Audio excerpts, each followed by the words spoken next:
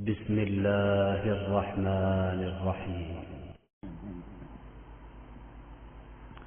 بسم الله الرحمن الرحيم الحمد لله رب العالمين والصلاة والسلام على أشرف الأنبياء والمرسلين سيدنا ومولانا محمد وعلى آله وصحبه أجمعين أما بعد. فقال المؤلف رحمه الله تعالى ونفعنا به وبعلومه في الدارين amin. Hayyun artinya yang hidup, maka mustahil yang mati. Dalilnya yaitu dalil sifat hayat adanya. Maka patut bagi mukmin mu'taqid bahwa senantiasa banyak tawakalnya pada Allah Ta'ala, yakni serahkan dirinya kepada Allah Ta'ala di dalam segala hal ehwalnya juga adanya.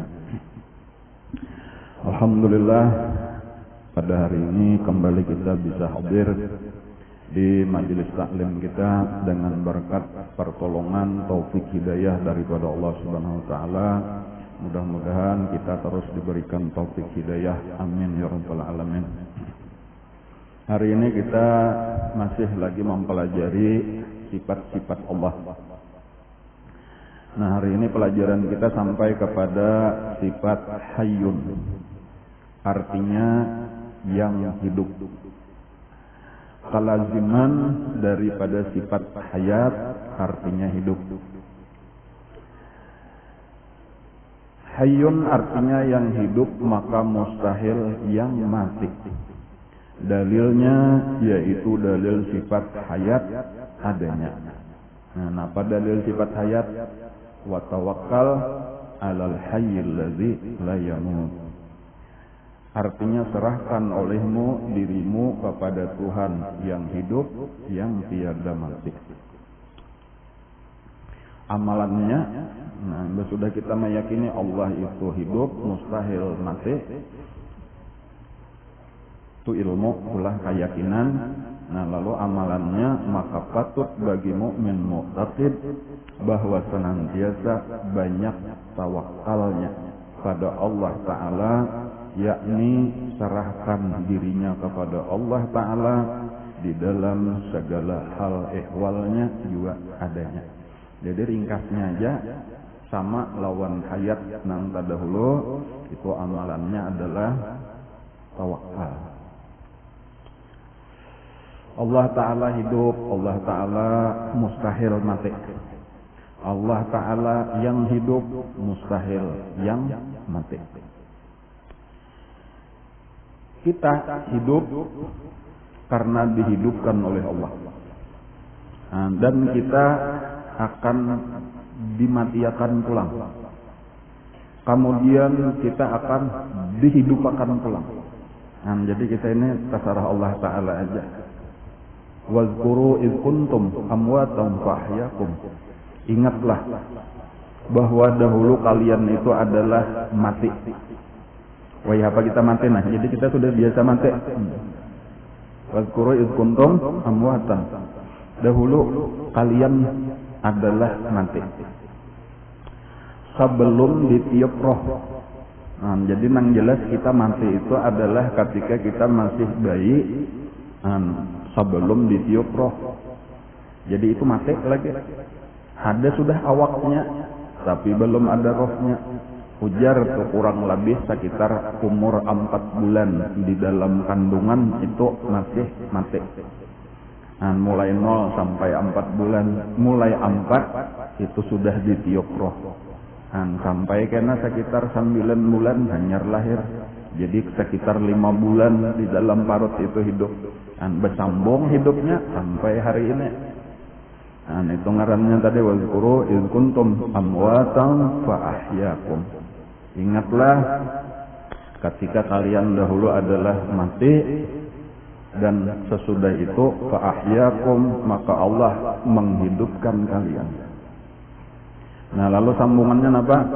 Tsumma yumitukum. Kemudian Allah akan mematikan kalian. Nah, jadi kita cagarnya imbah ini mati. Mati nang keberapa kali? Mati nang kedua. Karena sudah biasa Bang, tadi mati sekali sudah. Mati nang kedua. Cuma memandang belum hidup. Cuma sabujur jadi boleh aja hendak dipadahkan mati pertama. Memandang maksudnya sesudah hidup. Itu pemulaan dihitung. Cuma menang sebelum hidup tadi dihitung sudah mati. Ya berarti mati nang kedua. Summa yumitukum, sambungannya apa? Summa yuhyikum. Kemudian kalian akan dihidupkan kembali. Nah, jadi mati hidup. Mati pulang, hidup pulang. Jadi yang pertama-tama dulu inilah kita mengingatkan bahwa kita saat yang hidup, tetapi kita akan mati. Itu yang penting. Jadi salah satu daripada pelajaran ketika kita belajar hayat ataupun hayyun, itu sebenarnya yang utama dahulu kita ingat mati. Allah hidup, adapun kita ini cuma karena dihidupkan Allah, dan kita akan dimatiakan oleh Allah. Nah, jadi ini ingat mati judulnya. Nah, ini yang penting bagi kita sebanyak-banyaknya mengingatkan. Nah, apalagi nang kita sudah lawas hidup. Nah, andak umur itu telah andak umur 63. Ada nang lebih daripada 63 itu berarti bonus. Kayak itu bonus sebenarnya bilanya lebih. Ini tak tambahan sudah. Adapun nang belum 63 itu andak 63. Kayak itu aja dulu teman. Andak ada tahu juga Bang, bisa kurang, bisa sampai, bisa lebih kayak itu lah. Cuma kisah Nabi kita 63 Bang kayak itu. Sayyidina Abu Bakar Siddiq 63, Sayyidina Umar 63. Cuma Sayyidina Utsman aja nang lebih. Dan Sayyidina Utsman itu sampai 80 lebih sedikit. Kemudian Sayyidina Ali 63 pulang. Nah, jadi kata itu tuh umur Nabi dan sahabat-sahabat rata-rata 63. Ada nang lebih seperti Sayyidina Utsman. Cuma banyak juga nang kurang. Banyak juga nang kurang. Sayyidina Mus'ab bin Umair misalnya telah meninggal di perang Uhud. Ya Allah lah, masih belum sampai mungkin belum sampai 40 lah kita. Cuma ini tadi kita yang pertama dulu mengingatkan bahwa kita cagar mati. Itu dahulu telah kita cagar mati. Nah, apabila sudah ingat cagar mati, nang penting persiapan. Nang penting persiapan. Persiapan itu harus serius, harus bujur-bujur. Kebanyakan manusia di dunia ini kada mempersiapkan dengan memperbanyak amal ibadah, tetapi nang banyak itu cuma angan-angan. Nah, ini nang kita hati-hati nang jangan sampai kita termasuk di sini nang. Kebanyakan orang menghadapi akhirat itu dengan angan-angan. Nah, apa gerang maksudnya angan-angan? Angan-angan itu harapan yang tidak disertai dengan usaha maksimal.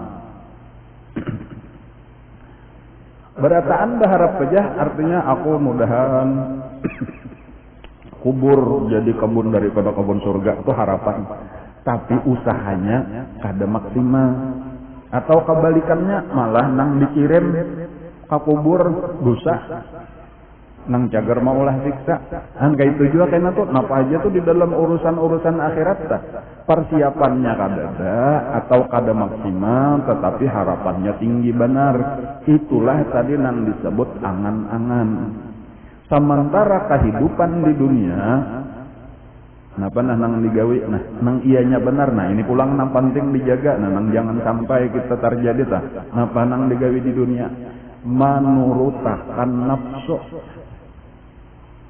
Nah, kayak itu aja tuh lah. Jadi ini nang luput nih. Jadi kita nih berpandir nang luput dahulu nih.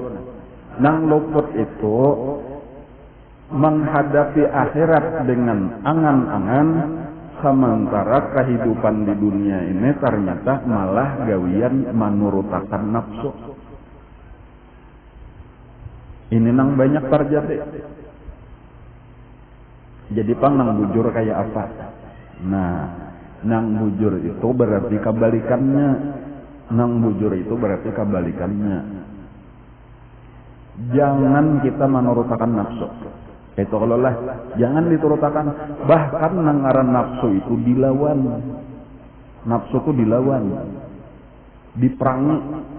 Dan inilah tugas kita. Tugas terberat kita, tugas sebenar-benar kita di dalam hidup itu adalah berperang melawan nafsu.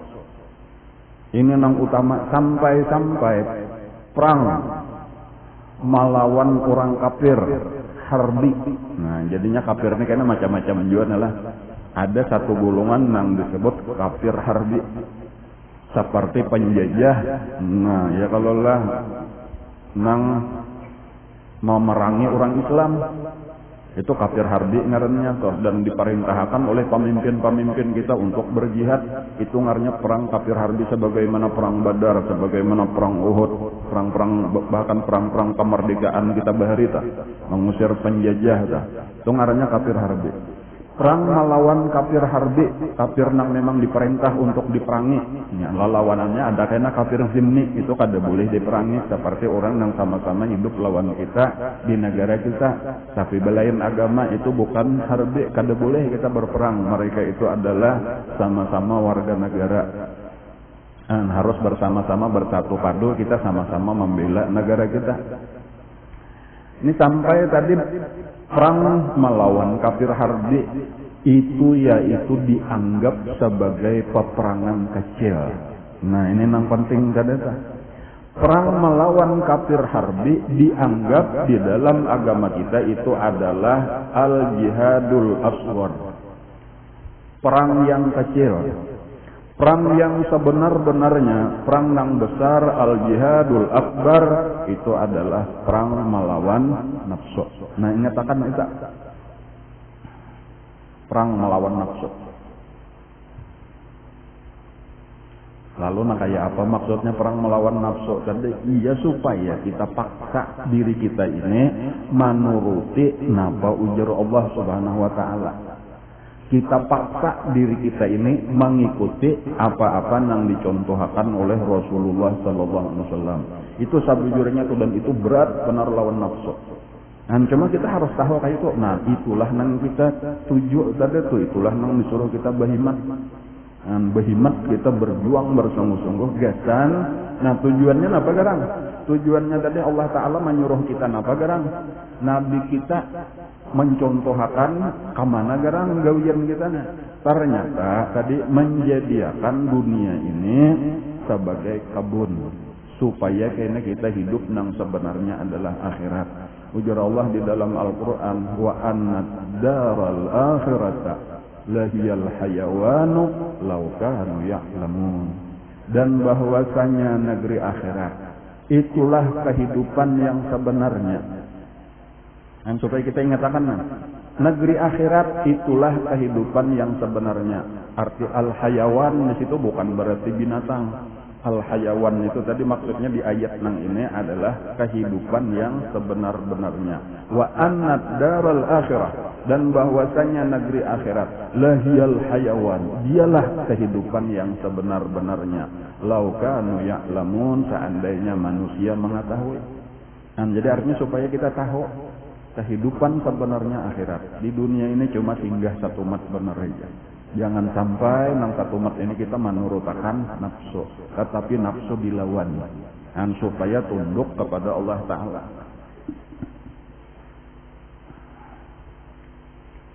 Cari kebahagiaan akhirat itu nang diutamakan.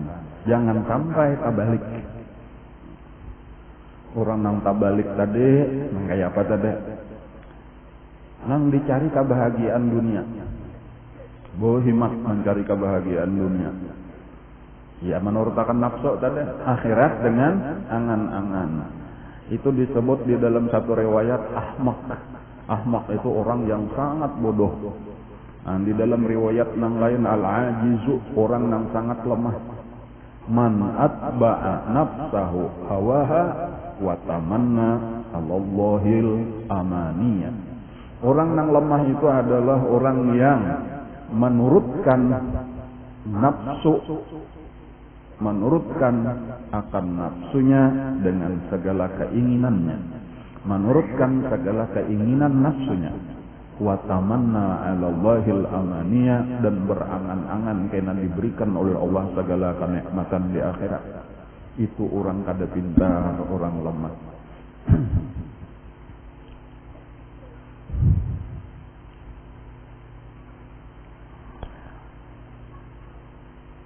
Lalu kita berusaha, pulang melah. Lalu di sini kan kita melihat amalannya tadi tuh di sini. Apa tadi? Maka patut bagi mukmin mu'taqid bahwa senantiasa banyak tawakalnya pada Allah Ta'ala, yakni serahkan dirinya kepada Allah Ta'ala di dalam segala hal ehwalnya juga adanya. Kita disuruh bertawakal. Ini dulu sabuting dulu lah. Kita disuruh bertawakal kepada Allah. Arti bertawakal kepada Allah arti bertawakal itu berpegang hati. Jadi ini bukan berpegang tangan, tetapi berpegang hati kepada Allah Subhanahu wa taala. Apa maksudnya berpegang hati? Yaitu pertama dulu kita menyadari bahwa diri kita ini lemah. Diri kita ini lemah. Kita ini kada ada kemampuan apa-apa. Tanpa pertolongan Allah kita kada kawan apa-apa. Mulai adanya kita itu karena diadakan oleh Allah. Hidupnya kita karena dihidupakan oleh Allah. Nah apa aja yang kita kawa berjalan, kita kawa berduduk, kita kawa berpandir, kita kawa berpikir, kita kawa macam-macam. Kita kawa mengerjakan sesuatu, meninggalkan sesuatu, semuanya dengan pertolongan Allah. Kita ini lemah. Itu dahulu. Nang kuasa siapa? Allah Ta'ala seorangan aja. Nang lemah siapa? Kita. Nah, maka nang lemah ini, itu nang paling penting adalah berpegang kepada Allah Subhanahu wa Ta'ala. Bertawakal kepada Allah. Itu tadi. Arti bertawakal itu, ya tadi merasa kita ini sangat berhajat kepada pertolongan Allah. Itu satu dulu. Kenapa maka kayak ini? Maka penting kita bertawakal kepada Allah. Karena sebenarnya kita ini kena ada perintah. Nah, ada suruhan. Ada yang disuruh oleh Allah untuk dikerjakan. Ada yang disuruh untuk dijauhi. Ya kalau lah ada perintah, ada larangan, bisa juga kayak itu pulang.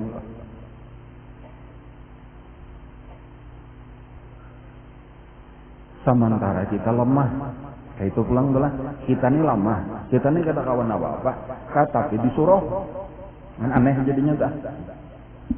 Nah, disinilah tadi itulah. Kan kada mungkin kita disuruh, aku kada kawan menggawi, aja aku lemah. Nah, karena tak salah. Jadi bapak aku sanggup, sini silahkan aja aku hendak gawi. Apa teh nang disuruh? Itu salah juga pulang. Orang lemah merasa sanggup. Nah, di sini nang sulitnya nih. Jadi ini penting nih supaya jangan sampai salah paham lah. Jadi bermula dahulu kita dari kesadaran bahwa kita lemah dan kita ini kada kawan apa-apa nang kuasa Allah. Tetapi dari sisi lain tadi kita ini disuruh oleh Allah untuk mengerjakan bermacam-macam perintahnya dan menjauhi bermacam-macam larangannya. Nah, kayak apa kisahnya?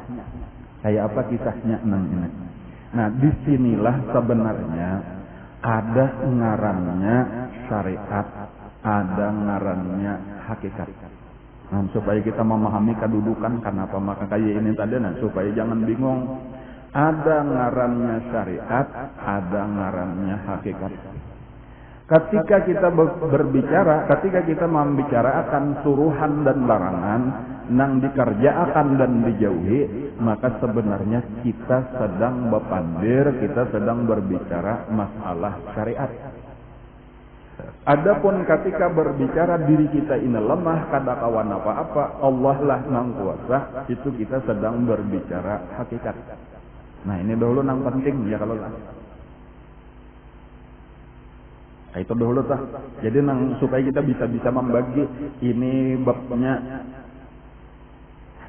batin atau garis miring hakikat. Ini bagiannya zahir atau disebut dua syariat. Nah, Jadi ketika kita berpandir masalah batin tadi kita lemah. Ya itu aja kata kawan apa-apa. Tapi kenapa maka disuruh oleh Allah Ta'ala?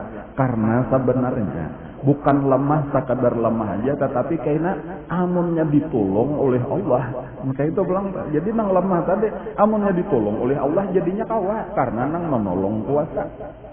Jadi disinilah sebenarnya pembicaraan karena kaitannya dengan suruhan larangan tadi. Orang nang lemah maka disuruh inya kok ada sekadar menyuruh benar aja karena aku menolongi.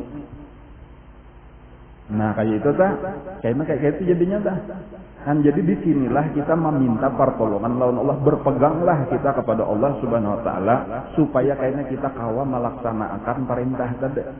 Jadi keyakinan diri kita lemah, keyakinan Allah nang kuasa, ini ngarannya babnya masuk ilmu tauhid. Lalu kayaknya di atas daripada ilmu tauhid ini timbul tadi nang tasawufnya, yaitu tawakal kepada Allah Subhanahu Wa Taala. Jadi tawakal itu apa garang? Tawakal itu sebenarnya kalau dari segi ilmu adalah ilmunya tasawuf.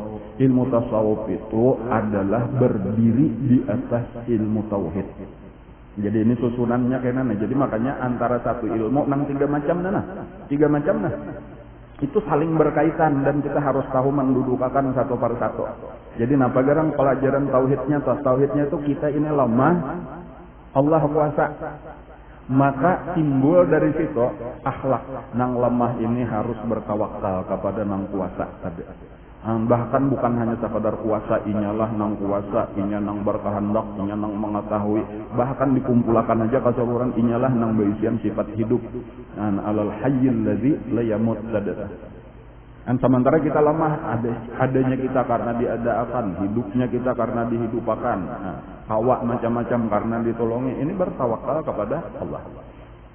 Lalu kaina secara fikih, nah di sini pulang kita berpindah maka apa-apa nang disuruh Allah kerjakan, apa-apa nang dilarang jauhi.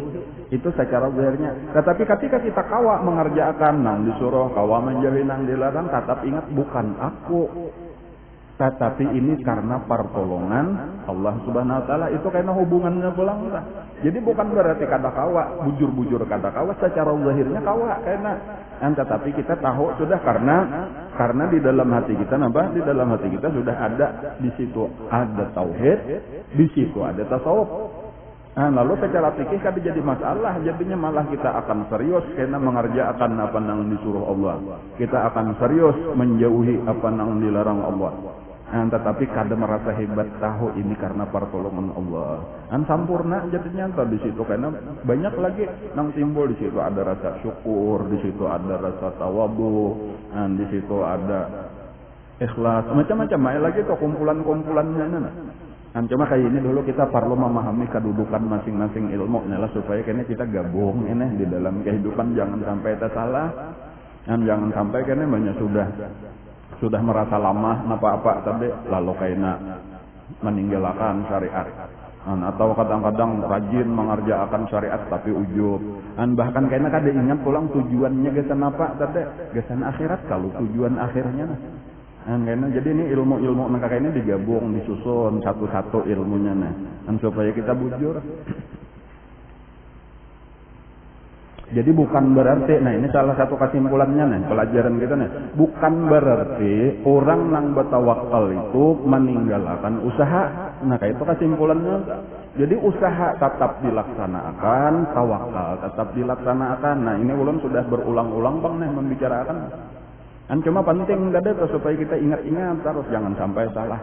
Ini kadang-kadang bila kita mulai berusaha asa aku nang hebat salah. Amunnya merasa lemah meninggalkan usaha kata kawah aja kita lemah nanti kalau lo kurang maksimal di dalam berusaha salah juga pulang. Bahkan karena ada nang sukses usahanya ingat bahwa Allah nang menolong tapi menggunakannya baru kada ingat ini gesan akhirat karamian keasikan lawan dunianya. Jadi perlu terus diingat-ingatakan terus diingat-ingatakan. Supaya kita ini tetap bujur aja di jalan Rasulullah, tetap bujur kita di jalan Allah Subhanahu Wa Taala, jangan sampai kita terpilok-pilok kemana-mana kah.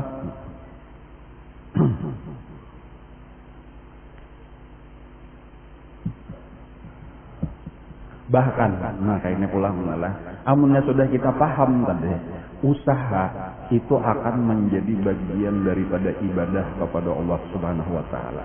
Nah, kayak usaha itu akan menjadi bagian daripada ibadah. Jadi ternyata ibadah itu ada dua macam.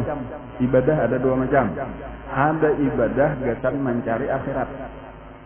Tetapi ada juga yang menjadi ibadah ketika mencari dunia gasan akhirat. Nah, kayak itu. Dan ini kedua-duanya jalan aja kayak itu. Jadi sebagai contoh misalnya tolong kita nangaran ibadah gasan akhirat, kita membaca Quran, kita sambahyang, kita berzikir, bersalawat, bersedekah dan lain-lain ya kalau lah. Tetapi perlu kita ketahui juga bahwa misalnya di rumah tangga aja atau di rumah tangga, kenapa gawian rumah tangga kita tepat, kenapa lagi bermasak, maharagu anak ya kalau lah. Itu kan modelnya dunia, tetapi bagian daripada ibadah akhirat juga nengaran dunia untuk akhirat juga. Itu merupakan gawian disuruh juga di dalam agama kita, dan itu merupakan ibadah nang bapahala juga. Nah ini penting nih. Ya kayaknya misalnya aja kalau kayaknya pindah kada tapi hakon lagi bagawi di rumah entah. Kata pasan bahambur ya kalau lah rumah berserakan kayak itu anak kada dimandiin lakon aur tasbih aja dikatek kada kayak itu.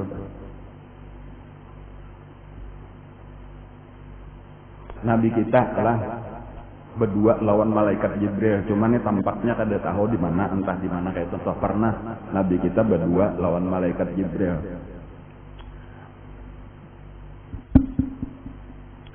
Lalu Jibril mematahkan. Ujar malaikat Jibril, sebentar lagi, satu mat lagi, kada lawas lagi, Khadijah akan datang. Ulun kada tahu pang, cuma ini ulun aja pang membayangkan kira-kira ini bisa di gua Hira nah. Allah alam, tapi nya itulah kada tahu, cuma ulun benernya membayangkan di mana kira-kira peristiwanya nah. Ini ada di dalam manaqib Siti Khadijah nih, ada hadisnya ini, dan di dalam kitab-kitab yang lain banyak juga. Ujar malaikat Jibril, sebentar lagi Khadijah akan datang. Inya membawa wadah. Di dalam wadah itu ada makanan, kemudian ada beserta dengan lauk pauknya, beserta dengan banyak minuman.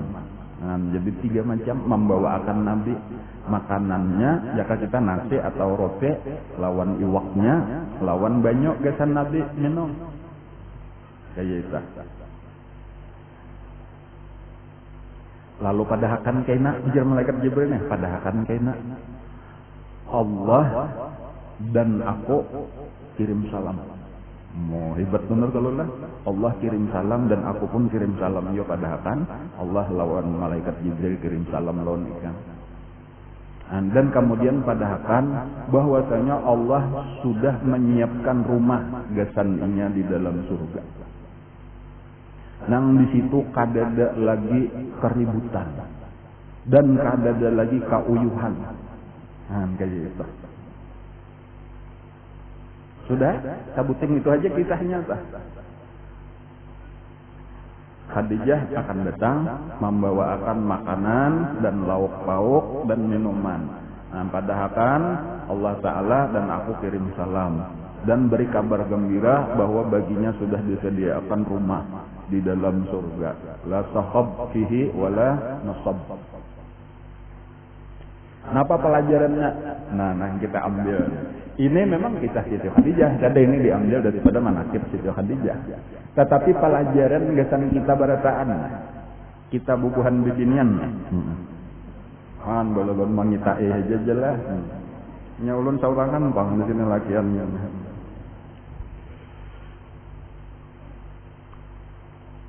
Bemasak kan Siti Khadijah dah. Bemasak kalau lah. Memasaki nasi, jaga kita lah, memasaki iwak, maulahkan banyo, biasan laki nih ya kalau lah. Itu gambaran nada. Kada hakon bemasak belum kalalon yang sudah tahu kisahnya Siti Khadijah aja tuh bemasak kayak itu nah. Ini kalau wae kayaknya nang laki, nang bemasak nang laki, besiang iwak. Seorang maka di muka TV sambil mengupe berokok.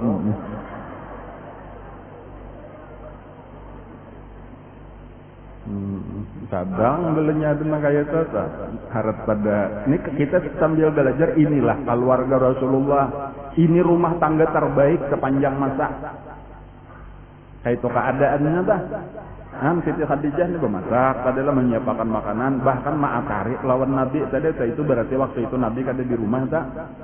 Atau Siti datang di mana mencariakan toh. Nabi misalnya mana di rumah dibawakan, walaupun tadi lebih cenderung ini kisahnya di Gua Hira lah kisahnya nih, kemungkinan besar tuh lalu karena laki lagi beribadat kayak itu. Kemudian apa nah?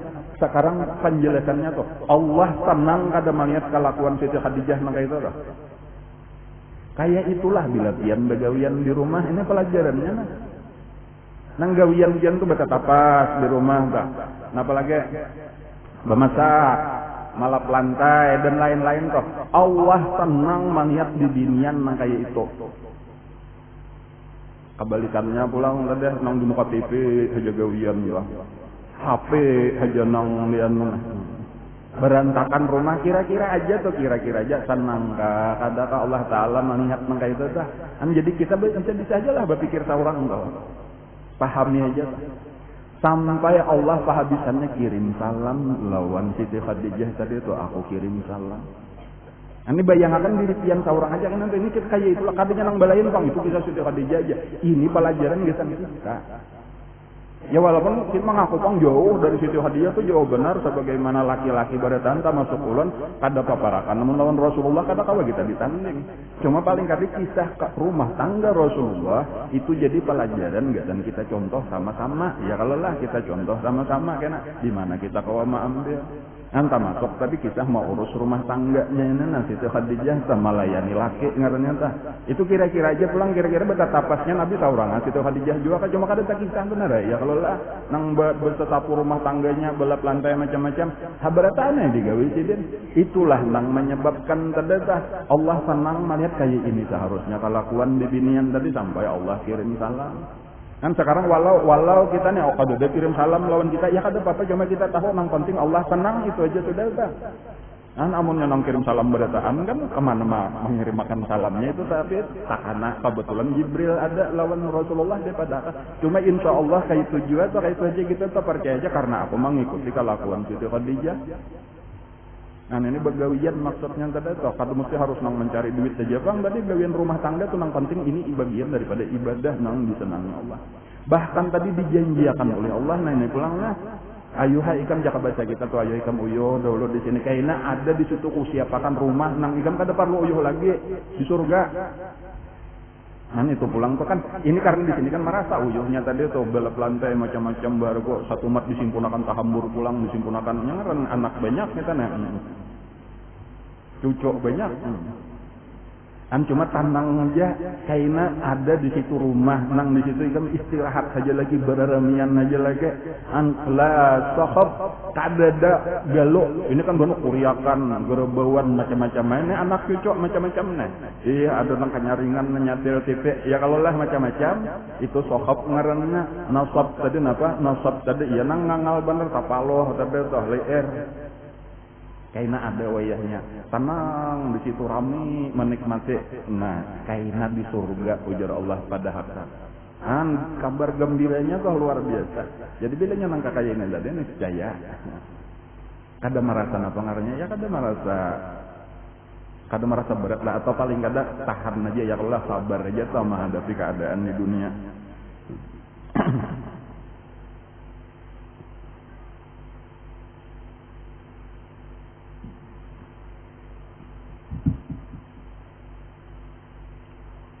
Siti Fatimah pulang nih kisah nah jadi itu Siti Khadijah sudah kisah malah Siti Fatimah kawin lawan Sayyidina Ali sekitar 16-17 tahun bener lagi lah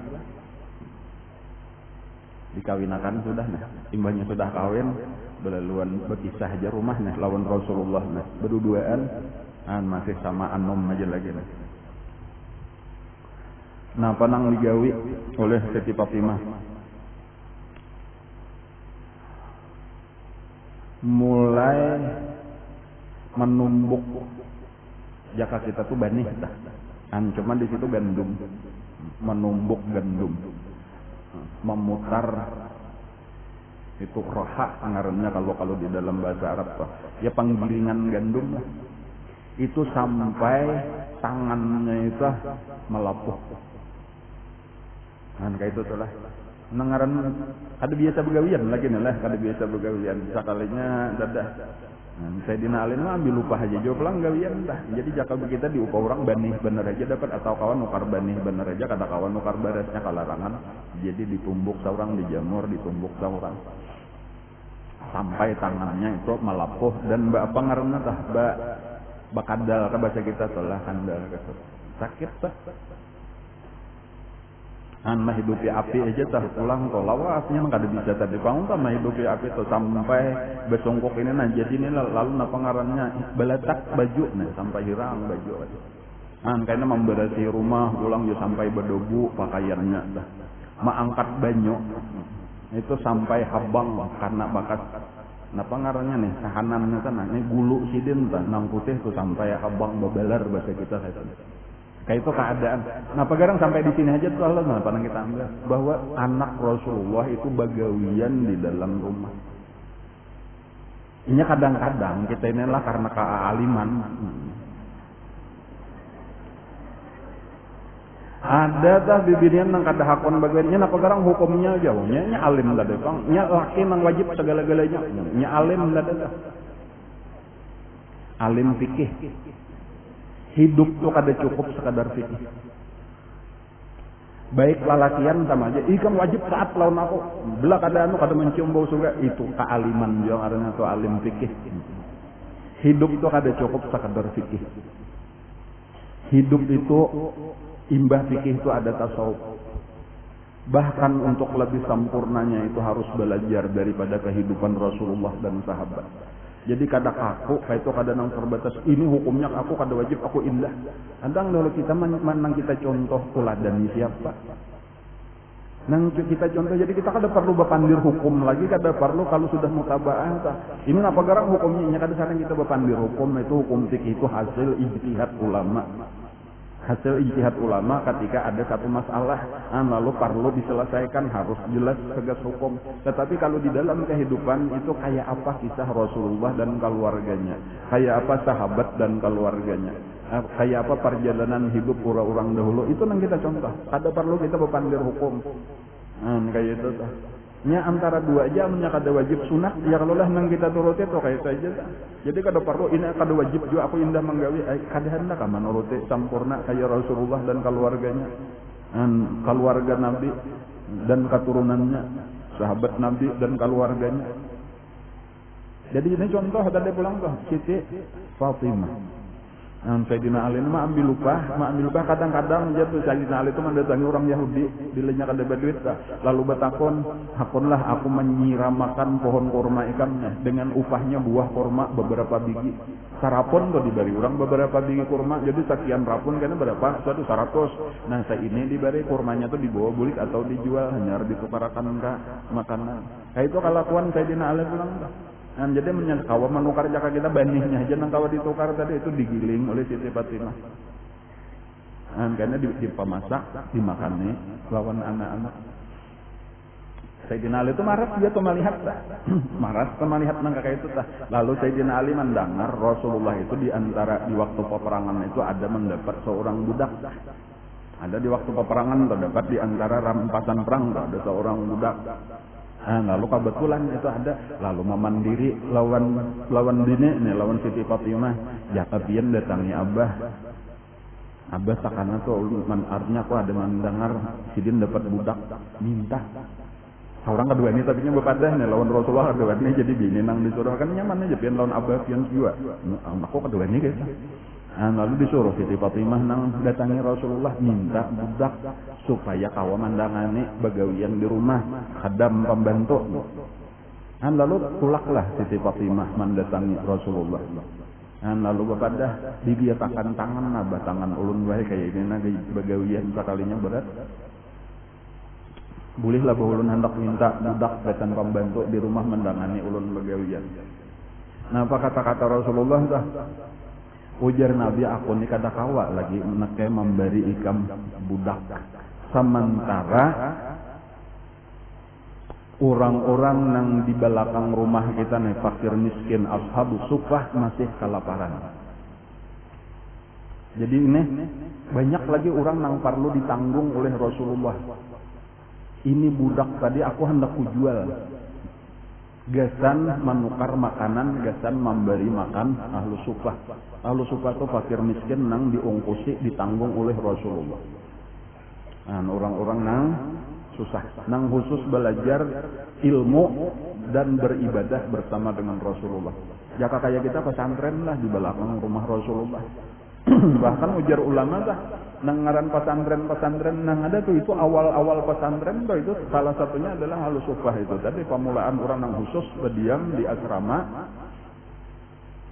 bewian menuntut ilmu.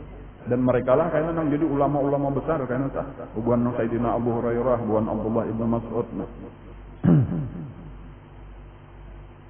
Kenapa sampai di sini pulang pelajarannya? Kayak itu kisah pemimpin nang bujur-bujur pemimpin sejati. Mau utamakan orang lain daripada diri sendiri, daripada keluarga sendiri. Nah, jadi supaya maklum kayak itu pulang. Gesan jaka bahasa kita tuh gesan rakyat. Lebih utama dahulu kesejahteraan rakyat hanyar kayaknya kesejahteraan keluarga. Nah itu orang yang hebat tuh kayak itu. Nah lalu boleh Siti Fatimah tadi boleh. Kada lawat ujar-ujar kisah ini riwayatnya Sayyidina Ali yang mengisahkannya. Insyaallah kan rancak aja sudah karena ulun beberapa kali ada habaib datang ke sini. Itu kisah ini aja nang sama aja kurang lebih nang dikisahkan kisah hadis ini. Lalu ujar Sayyidina Ali kisahnya nih. Kada lewat imbah peristiwa itu tadi datang sekalinya Rasulullah, jadi mungkin jaka kisah itu diisukan kamarian datang Rasulullah atau itu siang malam datang Rasulullah itu ke rumah. Waktu itu aku lagi barabah ujar Sayyidina Ali tuh lawan Siti Fatimah sudah barabahan berdua nih kebetulan nih barabahan kauyuhan begawian dan lalu Rasulullah datang. Ketika Rasulullah datang kami hendak berbuat sakalinya napa diberi isyarat oleh Nabi supaya tatap aja barabah kada usah berbuat jadi aja kita. Jadi tatap aja barabah aja kada diberikan Nabi berbuat. Lalu Nabi duduk di antara aku lawan Siti Fatimah ujar Sayyidina Ali nah. Ini kisahnya sampai rinci kayak itu di dalam hadis lah. Lalu duduk ujar Sayyidina Ali sampai aku merasakan di kulitku itu dinginnya telapak kaki Rasulullah. Kan jadi Nabi duduk bersila kayak ini, nah di sini Sayyidina Ali berabah, di sini Siti Fatimah berabah, itu sampai tahayut ini talapak batis Nabi nih kah, antah tangan kah atau napa, atau lawan Sayyidina Ali merasakan dingin benar talapak batis Rasulullah. Nah ulun kada dingin nah talapak batis ulun biasa. Dingin benar aja talapak batisnya Rasulullah. Lalu Nabi berkisah tadi tuh, ya nang kisah Nabi kayak itu tadi tuh aku kada sampai hati jar Nabi tuh orang-orang ahlu supah tuh masih kelaparan lagi sementara anakku seorang berisian pembantu. Nah, jadi bukan kada boleh tadi berisian pembantu cuma pada saat itu masih terlalu mewah lagi kayak itu tuh karena keadaan ahlu supah nang perlu makanan bang. Nah, jadi kan bersabar aja dulu. Nah di situ kisah nang Rasulullah aku memberi amalan jar Nabi insyaallah pian tahu aja sudah amalannya tah nang disuruh baca subhanallah 33 sebelum guring. Ada nang batuntung 5 waktu ada saban malam sebelum guring. Nah yaitu Sayyidina Ali malah sejak saat itu jar Sayyidina Ali kok kada pernah lagi meninggal amalan itu subhanallah 33. Alhamdulillah 33, Allahu Akbar 34. Menyatakan itu adalah jumlahnya 100. Subhanallah 33, Alhamdulillah 33, Allahu Akbar 34, jumlahnya 100. Baca aja sebelum guring ujar Nabi. Itu lebih baik daripada baisian hadam, baisian pembantu. dapat pahala nang banyak. Jadi ada ulama memadahkan, gitu tulah. Ada ulama memadahkan bahwa selain daripada pahalanya nang luar biasa, adalah pahalanya tuh banyak benar ya. Bahwasanya orang nang sebelum guring bebacaan nang ini tadi itu kayaknya insya Allah siang harinya itu diberi kekuatan oleh Allah untuk mengerjakan tugas rumah tangga. Nah itu pulang diantara fadilatnya tuh. Jadi biasanya suka uyuhan, singkal, beteh, kuntong begawian, tangan panat, ya kalau lah macam-macam mana. Jadi makanya bahano betapih benar tapih meminggang aja bebajo kada bebiha no bekipas di palatar. Jadi banyak orang nang pecabur-cabur kalubak mencangane. Kangangalan nakona jabanu menyingsing katapeh pulang mau urutit petang paha maka di palatar gawian nang kaya teh nah itu nang jangan maksudnya teh.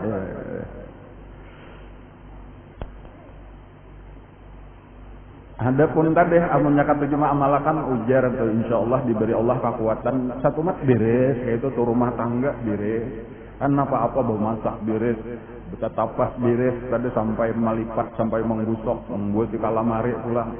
Macam-macam apakah beres kayak itu tadi tak. Sementara sihat saja lagi awak. Nah kayak itu pulang tak. Bahkan siap tempur aja pulang tak. Nah itu hebat benar tak. Ini kan ada pulang. Sapasal lagi tugas lawan laki pulang loh ya Allah bahano kada malayane lawan laki kauyuhan ya alasan tak.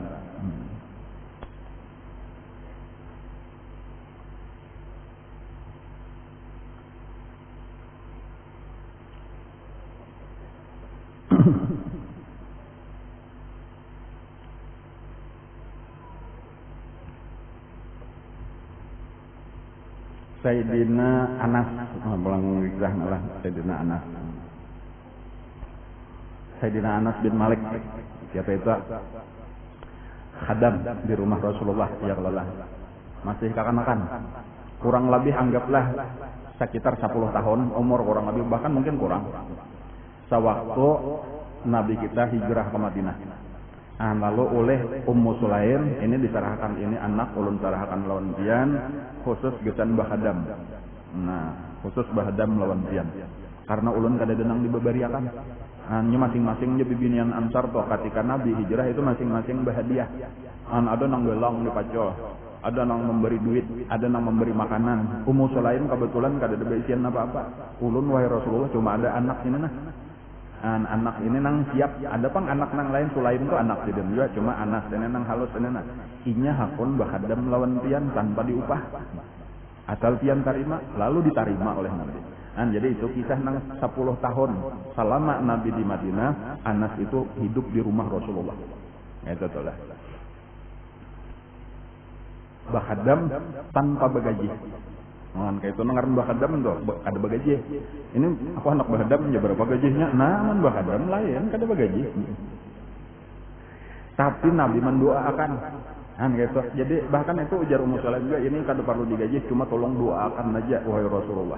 Nah, lalu didoakan oleh Rasulullah 3 macam. Biasa jolon kisahkan apa doa Rasulullah. Nah, Allahumma aktsir malahu wa waladahu wa atil umrahu.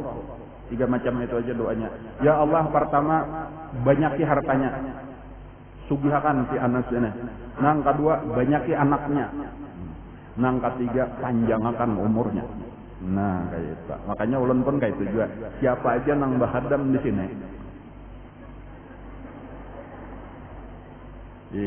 Termasuk di pondok-pondok pesantren ulun doakan 3 macam. Ya Allah, siapa aja nang Bahadam di majelis taklim dan di pondok ulun pertama banyaki hartanya. Amin. Banyaki anaknya. Amin. Panjangkan umurnya. Amin. Insyaallah kabul. Menuruti Rasulullah. Siap-siap banyak anak.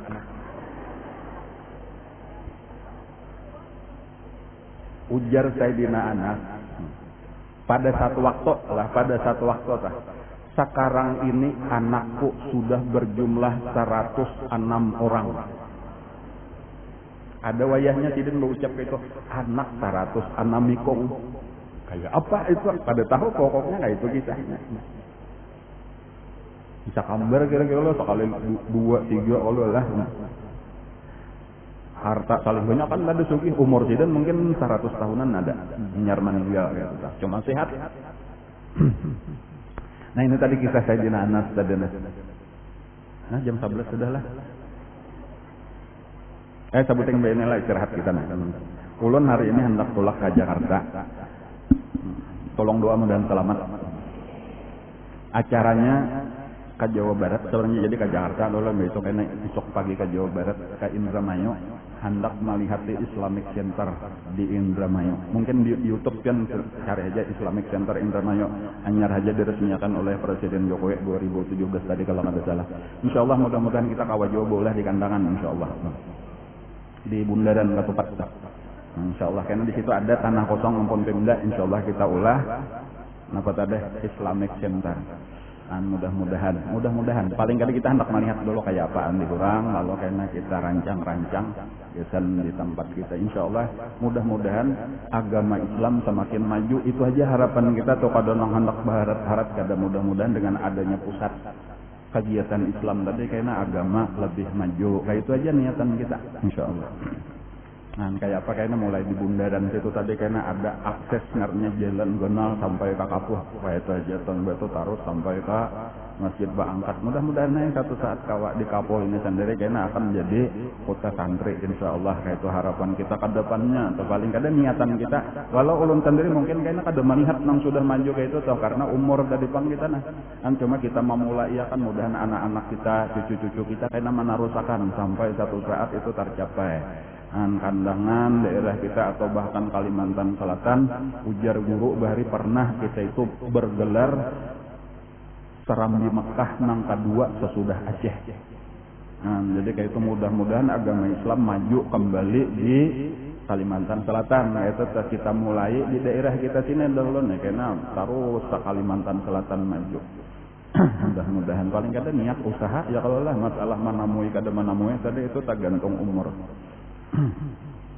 Kisah Sayyidina Anas tadi nalah ulun hendak menuntung akan bibinian asang alih rupanya bapandir lawan Rasulullah nah lalu mendatangi Sayyidina Anas, wahai Anas sakunakan pang lawan Rasulullah sabuting aja nah lalakian ini banyak benar sudah nang mati syahid. Ketika peperangan Rasulullah sementara kami ini kada boleh umpatan berperang. Paling-paling umpat juga di bagian belakang aja saling banyak kan bibinian nang umpat, cuma tukang pemasak bilanya peperangan umpani kuda dan lain-lain atau mengobati nang luka-luka itu mesti umpatan sudah perjuangan. Cuma bakalahinya itu kan sampai kayak itu tuh bibinian bahari itu kami hendak diumpat bakalahi biar kami mati kada bapak karena hendak mati syahid. Padahal kan pang lawan Rasulullah bolehlah kami hendak umpat bakalahi juga. Kayak itu mau utus Sayyidina Anas. Lalu Sayyidina Anas memadahkan lawan Rasulullah. Ini ulun nih di binian nanya nyaman aja kan lawan kakanakan dada saja deh. Ini ibu-ibu mau utus ulun. Menakut-nakutnya hendak sidin itu tadi hendak berbakalahi juga. Asa gerigitan juga. Emak-emak kan ngarannya Jawa ini nah ya Allah lah kenapa ngaran entah. Bukan pasukan emak-emak ini nah. Hendak umpat juga perang. Sekalinya apa jawaban Rasulullah jawaban Rasulullah itu kurang lebihnya kayak ini nah. Gawian di rumah tangga itu nah. Kenapa apakah tadi yang betetapas tadi bermasak itu sama aja pahalanya lawan orang perang sabil. Kayak itu aja kesimpulan. Mati kita di dalam perjuangan berumah tangga apalagi sampai mati beranak. Itu jelas matinya mati syahid. Kayak itu bahkan ada dirinciakan cuma mungkin namanya ulun pak kisahkan kepanjangan jadinya nang ini pahalanya ini pahalanya ini pahalanya ini gitu tuh sampai Siti Aisyah tuh mau dari mana nawakan lakian tahu kan napa nang didapat sabarataan kok menyusuinya aja mengandungnya aja kayak itu tuh sekali betianan aja telah ada kalau sakit hendak beranak tuh bakal berapa kali sakit kalau nyut berapa kali telah sakitnya pacah tutuban ngarannya mahwahnya ya Allah sakalinya aja itu ujar Nabi lebih daripada dunia seisinya. Sekali sakitnya itu aja tah. Kan belum menyusui sekali menyusui aja tah. Itu lebih daripada sekian pahalanya kayak itu tah. Itu ada perinciannya tuh ada di dalam hadis Nabi tah. Nang sampai Siti Aisyah tadi berucap, wahai lelakian yang dangarakan nah, hendak tahu kami kelebihan kami bibinian tah. Walaupun yang itu Nabi katawa, ujar Nabi ada juga lelakian kelebihannya hanya daripada akan Nabi cuma ya nang kain aja kita bagi sahene pulang mah. Walhasil tadi jangan merasa kuler begawian yaitu usaha tetap sungguh-sungguh walaupun kada mesti harus jadi duit tadi itu usaha di rumah tangga itu bagian daripada ibadah yang luar biasa di sisi Allah. Mudah-mudahan kita selamatan berataan. Pengumuman kamarian kaina nela pengajian bibinian prae karena ulun lawan anak ulun insyaallah kami hendak pulakan tadi ke Jakarta satu mat lagi. Kemudian termasuk nang semalam ulun umumakan hari Selasa lawan hari Rabu. Jadi ulun insyaallah Rabu kayaknya insyaallah hanya datang. Jadi Selasa di Masjid Pancasila ya kalau lah Kumasa, kemudian sore Rabu di Minhajul Abidin. Nah itu 2 buting. Jadi berarti nang libur 3 buting. Sore ini nang bibinian pelajaran fikih wanita eta lawan hari Selasa hari Rabu. Insyaallah hari Kamis sudah mulai pengajian pulang malam Jumat dan seterusnya. لقضاء الحاجات إلى حضرة النبي وأهل بيت الكرام الفاتحة أعوذ بالله من الشيطان الرجيم بسم الله الرحمن الرحيم إياك نعبد وإياك نستعين اهدنا الصراط المستقيم صراط الذين أنعمت عليهم غير المغضوب عليهم ولا الضالين آمين يا رب العالمين بسم الله الرحمن الرحيم الحمد لله رب العالمين اللهم صل وسلم على سيدنا محمد وعلى آله وصحبه أجمعين اللهم انفعنا بما علمتنا وعلمنا ما ينفعنا وزدنا علما والحمد لله على كل حال نعوذ بالله من حلال النار نسألك حبك وحب من يحبك حب كل عمل يقربنا إلى حبك اللهم استر عيب معلمنا عنا ولا تزد بركات علومهم عنا اللهم إنا نسألك الإخلاص في طلب العلم وفي نشره وفي جميع الطاعات وصلى الله على سيدنا محمد وعلى آله وصحبه وسلم الحمد لله رب العالمين تقبل الله منكم إن شاء الله.